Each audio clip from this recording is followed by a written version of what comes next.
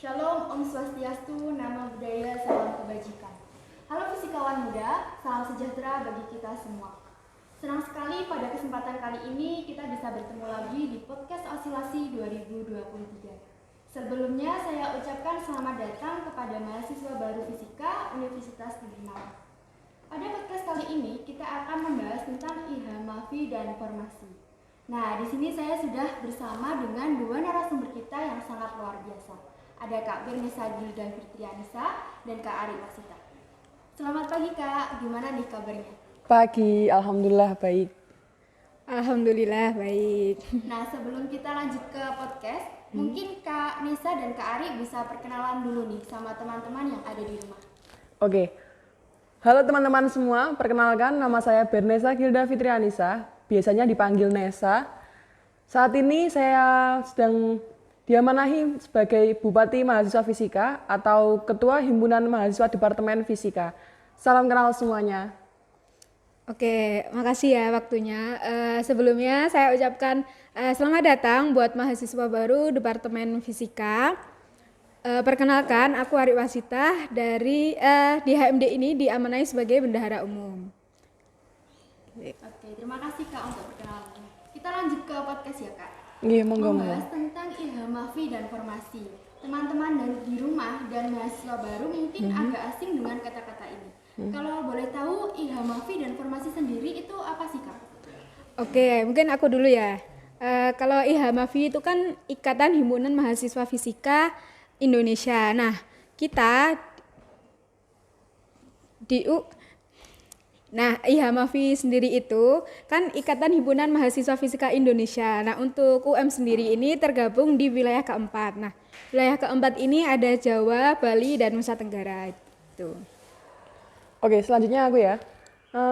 Mungkin untuk formasi sendiri lingkupnya lebih kecil daripada IHA-MAFI, karena formasi sendiri adalah forum mahasiswa fisika yang beranggotakan seluruh himpunan yang memiliki jurusan fisika dalam universitasnya.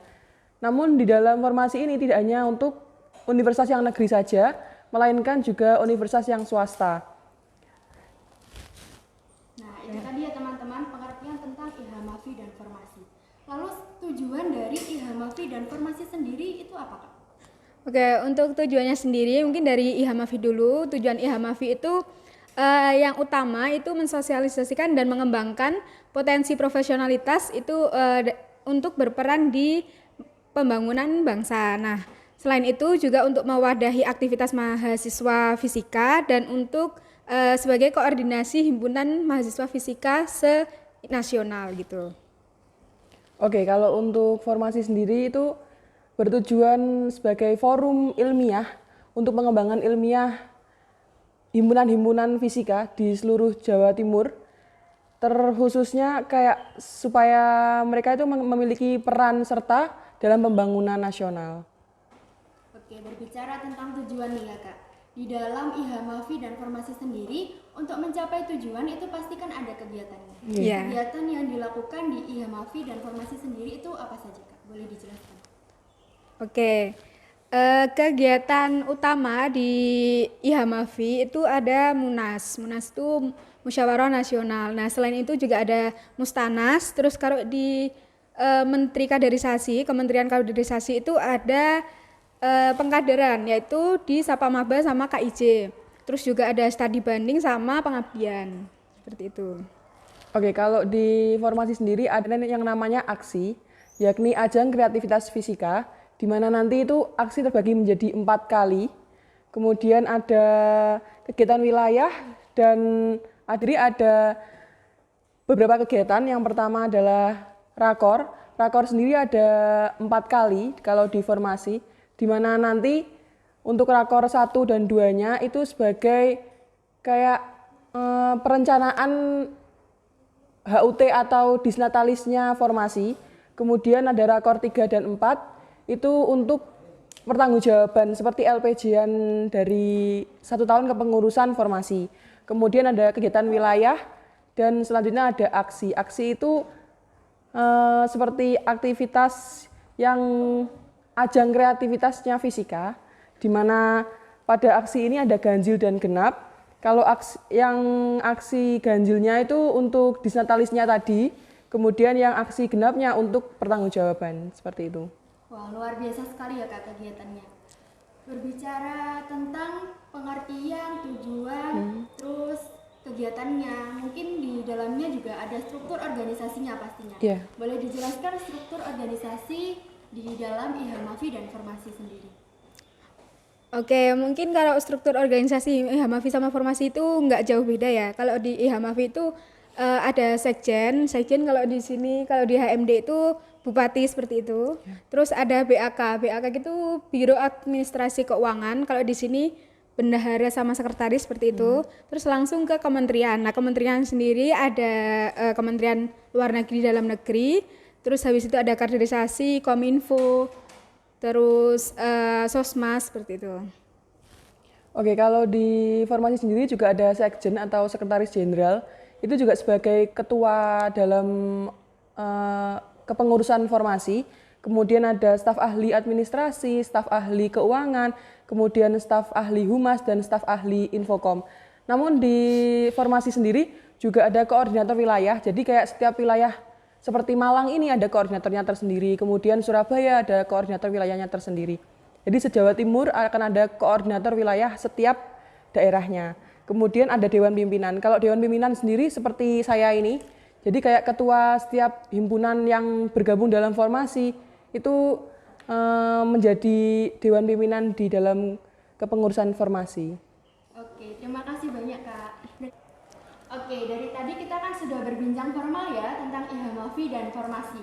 Sekarang kita akan berbicara intern nih Kak. Dari kakak-kakaknya sendiri kan sudah pasti banyak join organisasi ya. Selama join di organisasi ini pengalaman yang didapatkan itu apa saja Kak? Bisa dijelaskan? Oke, kalau aku pribadi kan aku organisasi ini masih HMD sama kepanitiaan IHMAFI ya.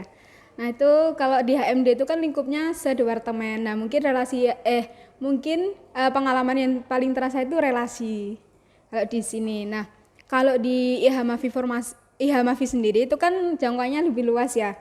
Nah mungkin relasi itu kayak apa ya, mengiringi gitu loh, nggak yang terlalu kayak di HMD.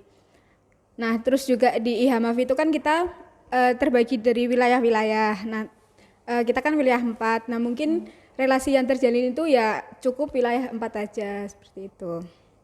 Oke, kalau dari aku sendiri mungkin lebih ke ini sih, tanggung jawabnya, terus habis gitu kayak kepengurusan yang selama ini aku rasa di SMA belum pernah mendapatkan hal ini. Jadi kayak di himpunan sendiri tuh rasanya ternyata kayak lebih apa ya, kayak lebih luas gitu, yang harus dijalankan, kemudian harus dipertanggungjawabkan.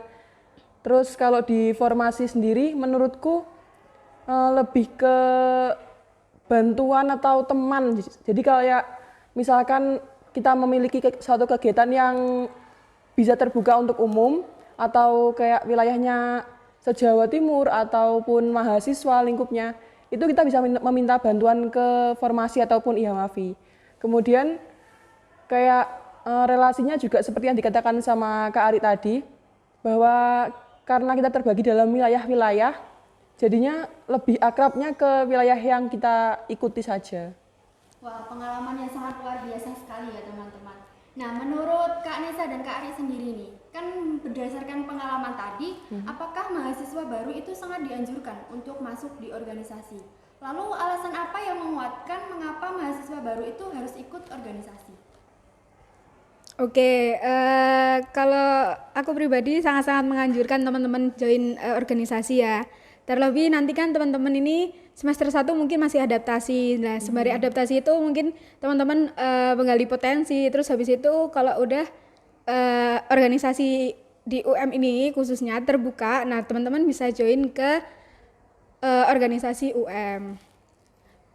Oke, kalau dari aku sendiri sangat menganjurkan, karena jujur aku sebenarnya tidak terlalu nyaman untuk berada di Universitas Negeri Malang. Lebih tepatnya kayak sebenarnya kan ada keinginan untuk gimana ya, kayak mencoba yang lain. Namun ketika aku join organisasi, aku mendapatkan teman yang menguatkan aku untuk bertahan, kemudian aku bisa mendapatkan pengalaman yang belum pernah aku dapatkan sebelumnya.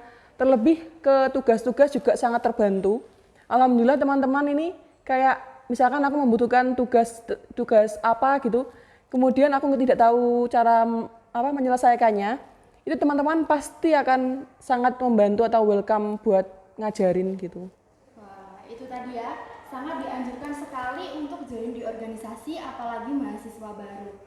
Bisa menambah relasi, pengalaman, terus apalagi bisa info tugas juga loh teman-teman. Betul. Nah, pertanyaan terakhir nih Kak, sebelum di pengunjung acara.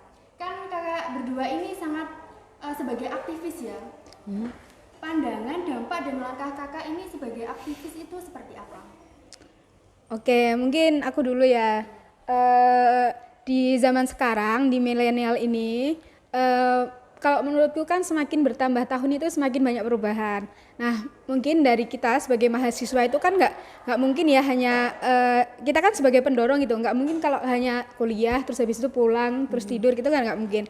Nah, mungkin bisa dimulai dari situ kita menumbuhkan jiwa aktivis kita melalui organisasi-organisasi yang positif gitu. Nah, tapi aktivis di sini bukan yang ikut organisasi dalam